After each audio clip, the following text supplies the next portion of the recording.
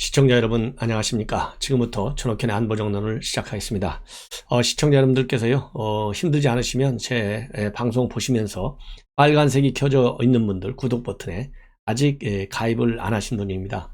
제 방송은 일체의 경비 지원을 받지 않습니다. 그래서 우리 시청자 여러분들께서 아무 데서나 이 와이파이만 켜져 있는 데서 보시면 무료로 보실 수 있어요. 이 후원금 그 다음에 멤버십 일체 그 다음에 슈퍼챗 받지 않습니다. 그렇기 때문에 부담 없이 빨간색 버튼 꼭 한 번만 눌러주시고요.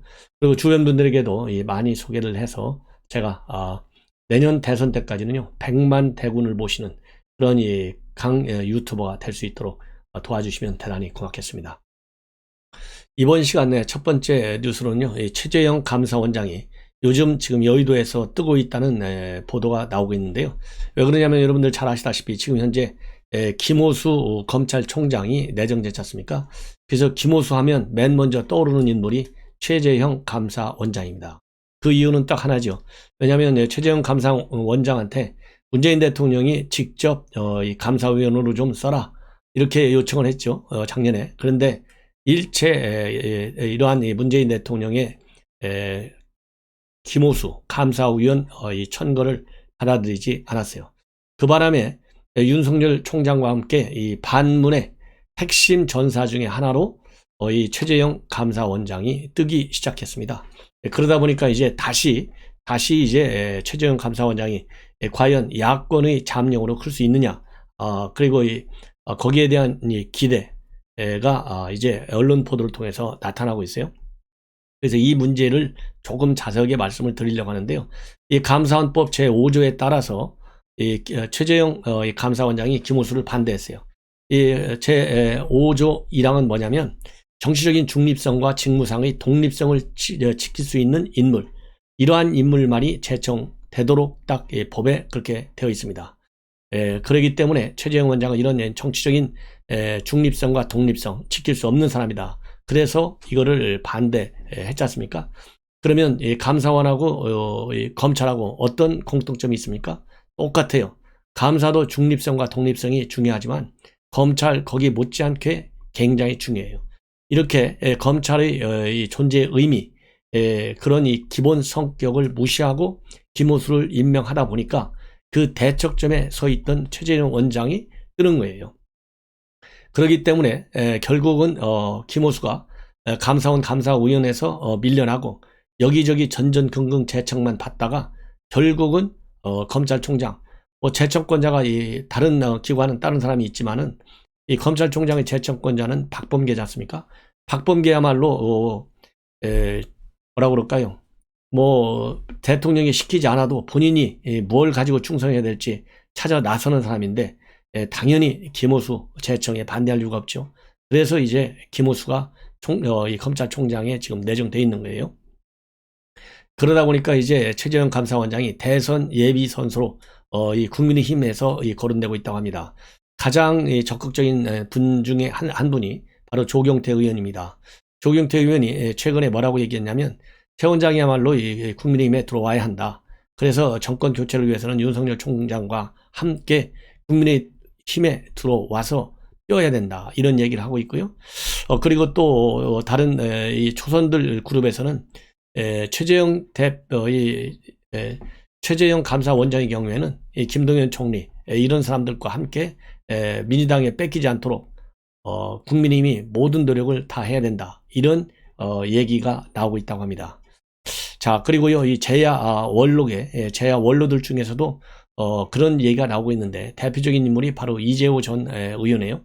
현재 국민의힘 상임 고문으로 되어 있는데 자기 분야에서 꾸준히 일해온 사람 중에 대통령 자질을 갖고 있는 사람이 들어있는데 그 중에 한 명이 최재형 원장이라는 것이죠. 그러면 왜 국민의힘에서 이렇게 최재형 원장이 좋은 이렇게 평가를 받고 있고 그리고 영입을 해야 되는 인물로 거론된다면 한 3가지 정도가 거론되고 있다고 합니다. 첫 번째로는 이미 여러분들께서 아시다시피 이 김호수를 쳐낸 그런 강한 반문 투사의 이미지라는 것이죠. 이런 투사의 이미지 때문에 이 김호수를 반대를 했고 그 다음에 월성 원전 사건 한 13개월이 걸리면서 여권의 모든 외압을 물리치고 결국 검찰에 수사를 나서는 그런 밑바탕을 제공해 준 사람이 바로 최재형 감사원장이에요. 그리고 최근에 김어준 씨 얼마나 말이 많아요? 이 김어준 씨에 관해서는 전격적으로 사전 감사에 착수했습니다. 그리고 최근에 조희연도 얼마나 셉니까? 그야말로 이 진보 좌파 진영에서 이런 조희연 현 교육감이 전교조 이 해직교사 4명을 불법 특혜 채용했다. 이거를 또 감사로 지적한 사람입니다. 이 정도로 강단이 있어요. 이런 강단 때문에 가장 큰 인기를 얻고 있는 것이고, 두 번째 이유 중에 하나는요, 미남 제조기로 불리고 있다고 합니다. 미남 제조기 중에 가장 중요한 얘기거리는 이 4명의 자녀가 있는데요. 그 중에 2명을 입양했어요. 입양. 그리고 이 고교 시절 때는 다리가 불편한 친구를 등에 업고 다닌 일화도 유명하다고 합니다. 그리고 세 번째로는요, 이 병역상으로 볼 때 대한민국에서 병역하면 남자들한테 굉장히 상징적인 소재가 되지 않습니까? 이 병역 명문가라고 하는 측면도 또 인구에 회자되고 있다고 합니다. 그래서 부친은 6.25 때 대한해협 해전에 참여한 예비역 해군 대령이고, 큰아들도 해군 병사로 복무했다고 합니다. 그리고 본인은 육군 법무관으로 또 근무했다는 거예요. 그래서 국민의힘 하면 안보를 중시하는 보수 정당인데, 이런 병역 모범 그 자체만으로도 상당한 호감을 갖고 있다는 것이죠. 그래서 지금 현재 국민의힘에서는 최재형 감사원장, 그 다음에 윤석열, 김동연, 이런 이 반문 핵심 인사들이 내년도 대선에 뛰어야 되는 것이 아니냐, 이런 얘기가 많이 나오고 있는데요. 또 다른 생각은 아니다. 최재형 원장이야말로 뼛속까지 판사인 사람이기 때문에 지금 감사원장으로서의 주어진 임무를 성실히 하는 사람이지 대선까지 나올 사람은 아니다. 이런 이 반론도 제기되고 있고요. 대통령 자리보다는 오히려 국무총리나 대법원장 같은 것이 더 잘 어울리는 것이 아니냐, 이런 반론도 나오고 있다고 합니다. 그리고 감사원장 임기가 4년이기 때문에 사실상 내년 1월 1일까지 이제 감사원장을 해야 되는데요. 중간에 퇴직한다? 이거 최재형 감사원장 성격에 맞지 않다는 것이죠. 그렇다고 본다면 인지도를 크게 끌어올려야 되는데 그럴 만한 물리적 시간이 모자란다. 이런 얘기도 나오고 있다고 합니다. 다음에는요, 이 중요한 뉴스, 이 한동안 이재용 사면시켜야 된다, 이런 얘기가 많이 나왔어요. 그래서 이 재계의 대표적인 단체들, 경총이라든가 그다음에 중소기업 중앙회라든가 등등 대기업 이런 재벌 부회장인 이재용 부회장, 더군다나 시기적으로 지금 현재 반도체가 단순한 경제적인 이슈가 아니라 국가 안보적인 차원에서 다뤄지기 시작했습니다. 바로 이제 이재용은 세계적으로 보면 반도체 시장을 꽉 잡고 있는 대기업 중에 하나 아니겠습니까? 특히 파운드리 시장에서 대만 업체와 경합을 하고 있는데, 지금 이재용 부회장이 감옥에 있어가지고는 지금 반도체 시장을 우리가 뺏길 우려가 있다. 그래서 사면을 해야 된다. 이런 얘기들이 재계에서 집중적으로 나왔어요. 그런데 최근 들어서 이 더불어민주당에 있는 이원욱 의원, 이재명 계열로 지금 알려지고 있어요. 정세균 계열로 알려지고 있는데요. 이원욱 의원이 전격적으로 어제 라디오 인터뷰를 통해서 이 반도체 수급 상황 심상치도 않고, 그리고 이거 미국 투자 문제가 이 바이든 정부 들어선 이후로 굉장히 중요한 이슈가 되고 있는데, 이재용 삼성 부회장이 지금 감옥에 있어 갖고 되겠느냐, 그러면서 여당 안에서는 공식적으로 이원욱 의원이 이재용 삼성 부회장 사면해야 된다, 이런 의견을 공식적으로 발표를 언급을 했어요. 공식적으로. 자, 그러다 보니까 이제 여권에서도 이게 이제 공론화되는 단계가 있어요. 이것이 어제 BBS 라디오 인터뷰에서 밝혔습니다. 그러면서 이런 입장을 밝혔는데요.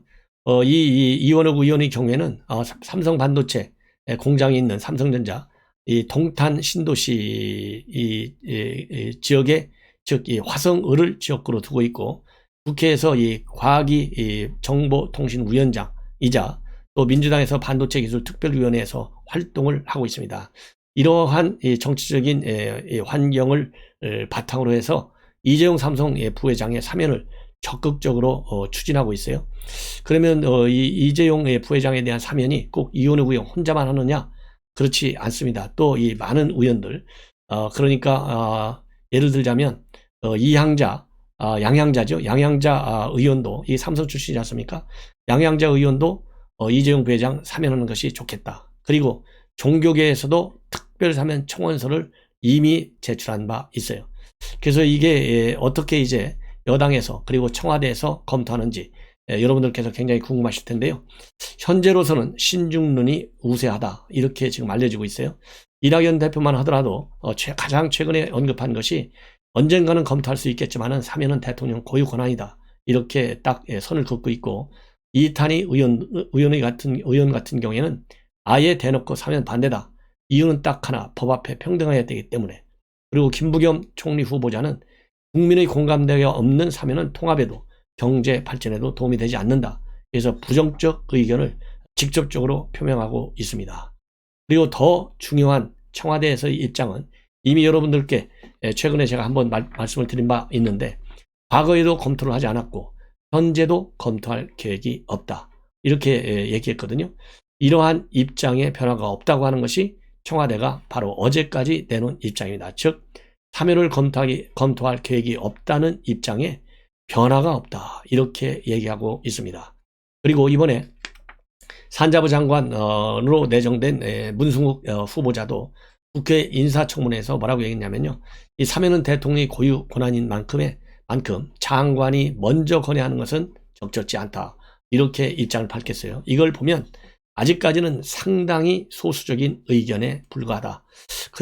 이렇게까지 얘기하는 이유는요, 제가 보기에는 이미 말씀을 드린 대로 여러분들께서도요, 저희 논평, 그다음에 제 논평을 듣지 않고서도 정부가 발표하는, 그리고 여당이 발표하는, 청와대가 발표하는 모든 사안의 논쟁적 쟁점에 관해서는 내년 대선에 유리하냐 불리하냐. 왜냐하면 표는 한 표만이라도 더 얻으면 승리하는 거예요.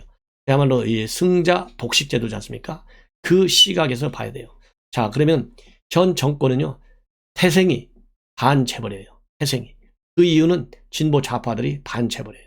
자, 그러면 진보 좌파 표가 많습니까? 아니면 이재용 풀자는 표가 많겠습니까?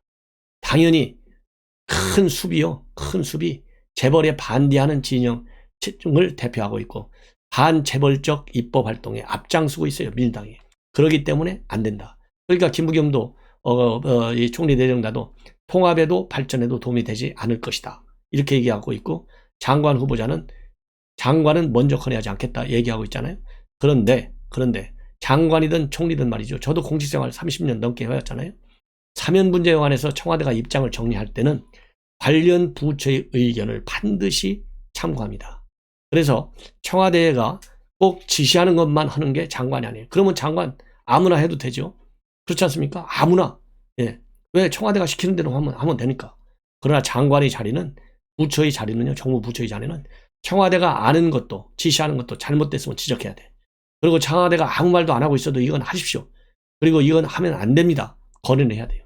그래서 문승욱 장관, 이렇게 몸을 사리는, 코드만 맞추는 장관, 참 이러니까 대한민국 경제 산업 정책이 없다, 약하다 비판을 받는 거예요. 그래서 다시 한번 문재인 정권을 비판하지 않을 수 없어요. 자, 그러면 현재 이 삼성과 관련한 이 국제사회의 움직임, 또 이 삼성의 어려운 지금 이 반도체 시장에서 어떤 상황이 있는지 제가 소개해 드리겠는데요. 이 내용은 바로 니케이 신문에서 최근에 보도한 내용을 보면 지금 메모리 반도체 가격 급등하면서 장기 호황에 대한, 즉 슈퍼 사이클 기대감이 굉장히 높아지고 있는 상황입니다. 상황적으로. 그런데 니혼 계좌의 신문의 보도에 따르면 지난 1일자 보도입니다. 지금 이대로 가면은 삼성전자에는 차세대 성장 동력으로 육성하고 있는 시스템 반도체 파운드리, 즉 위탁 생산 시장 분야에서는 1위 업체인 대만 절대 따라가지 못할 것이다. TSMC 업체를 따라가지 못할 것이다. 그 이유는 바로 뭐냐? 이게 첨단 공정 기술력에서 모자라고요. 핵심 장비 면에서도 굉장히 경쟁력이 뒤진다고 합니다.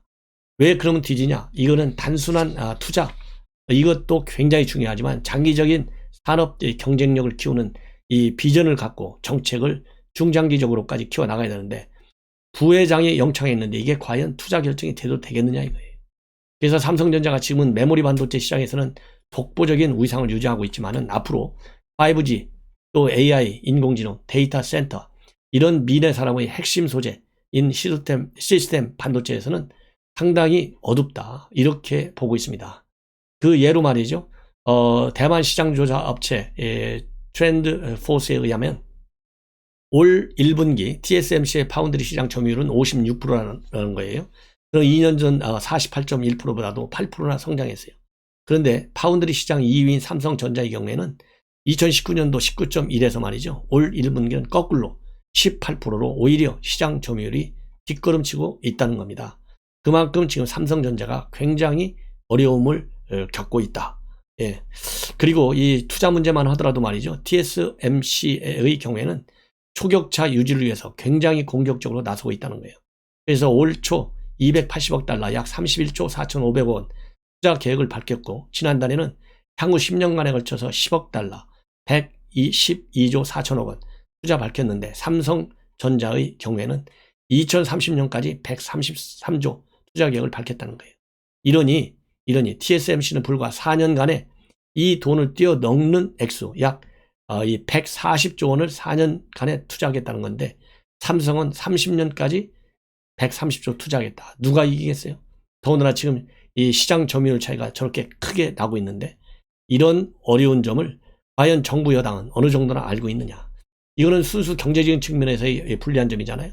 더 중요한 것은 이러한 경제 무역 정책, 산업 정책을 누가 결정합니까? 대통령이 결정해요. 지금은 중국 영향력보다 미국 영향력이 커요. 바이든이 직접 챙기고 있어요.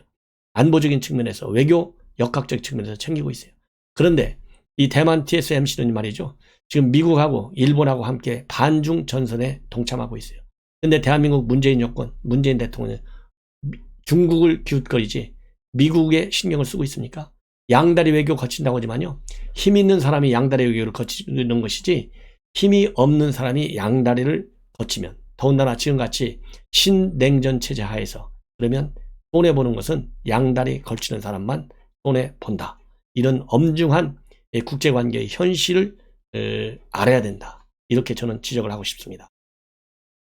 자, 이제요. 여러분들 궁금한 이용구 차관 얘기를 좀 하겠습니다. 참 이게 말이죠. 최근에 한 100일이 넘었다고 그래요. 경찰에서 13명의 대규모 수사단을 조직한 것이 100일이 넘고 이용구 사건이 터진 것이 벌써 5달이 넘었는데요. 아직도 오리무중입니다. 그런데 이 한국일보가 이 단독으로 보도한 내용을 보면 서울경찰청에서 이 증거인멸 교사로 지금 현재 조사 중에 있는데요. 이것과 관련해서요. 이달 중순 이제 곧 이용구 차관을 소환 조사할 방침이다. 그래서 현재로서는 기소 여부에 대한 구체적 결정은 되지 않았지만은 기소 쪽으로 방향을 잡고 있다. 이런 지금 이 보도가 나오고 있습니다.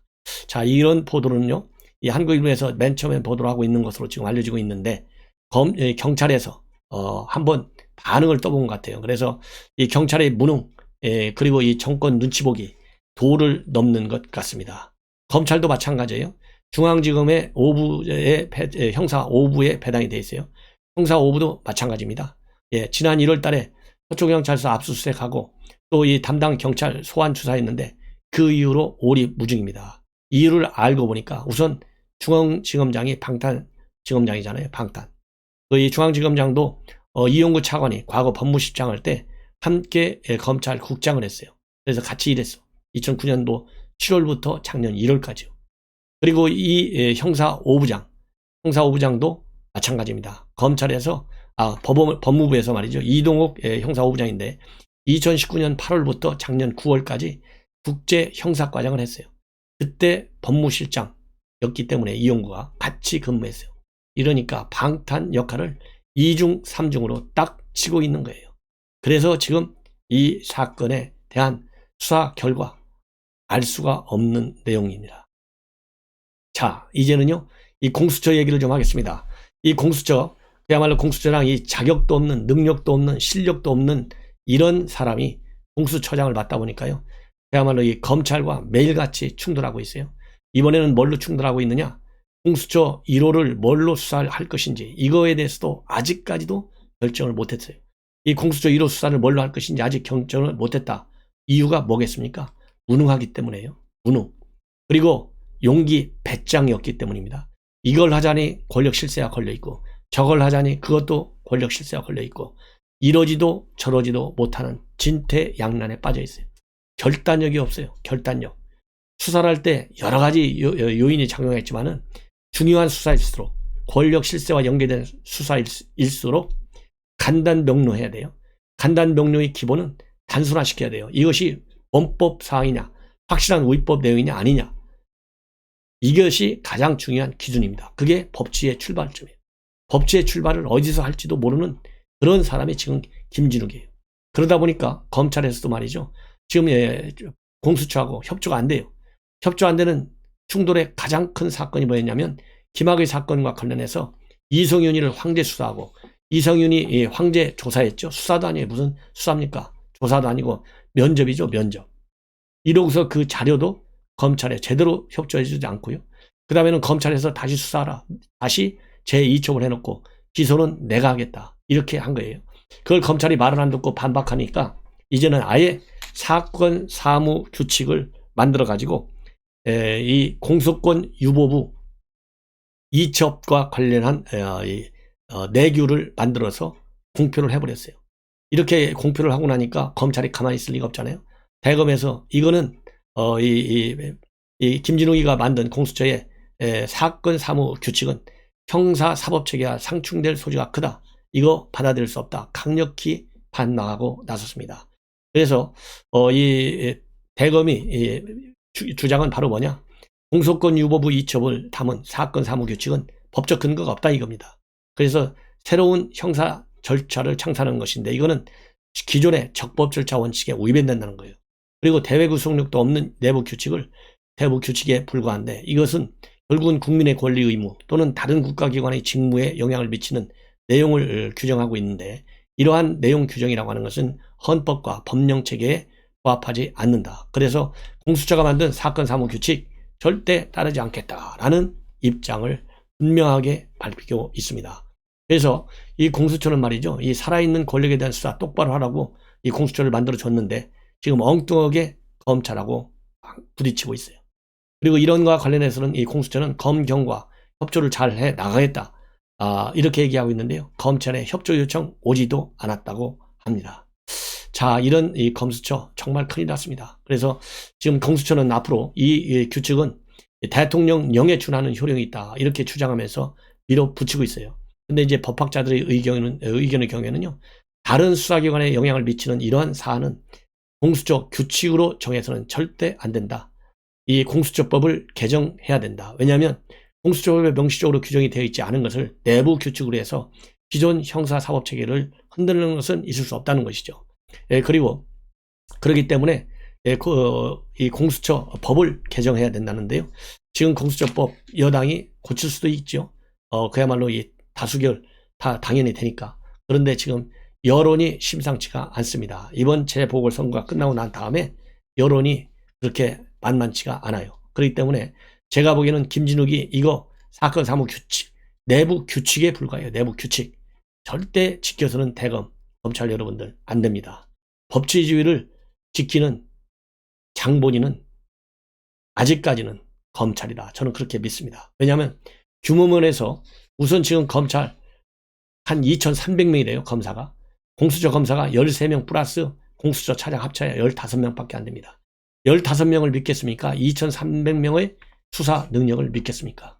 그리고 수사 노하우와 수사 정보, 수집 능력 15명을 믿겠습니까? 2,300명을 믿겠습니까? 저는 단연코 이 김진욱 개인과 그 다음에 이 공수처, 그 다음에 검찰, 이번에 김호수는 제가 아직까지 신뢰는 없어요. 없습니다만은 그야말로 30여 년을 수사해온 김호수가 낫겠느냐, 수사 한 번도 안 해온 김진욱이가 낫겠느냐, 이거 물으므나 말은 아니겠습니까? 그래서 이 검찰에 대해서는 살아있는 권력 수사, 공수처 15명 갖고 무슨 수사하겠어요? 다 수사는 검찰에서 하라고 넘어오겠죠. 이거 철저히 수사하라, 목을 걸고 수사하라, 그래야 법치주의가 지켜나간다, 이런 당부의 말씀을 드리면서 본 방송을 마칩니다. 또 이어서 중요한 뉴스 여러분들께 보도해 드리겠습니다. 많은 시청과 성원을 당부드립니다. 감사합니다.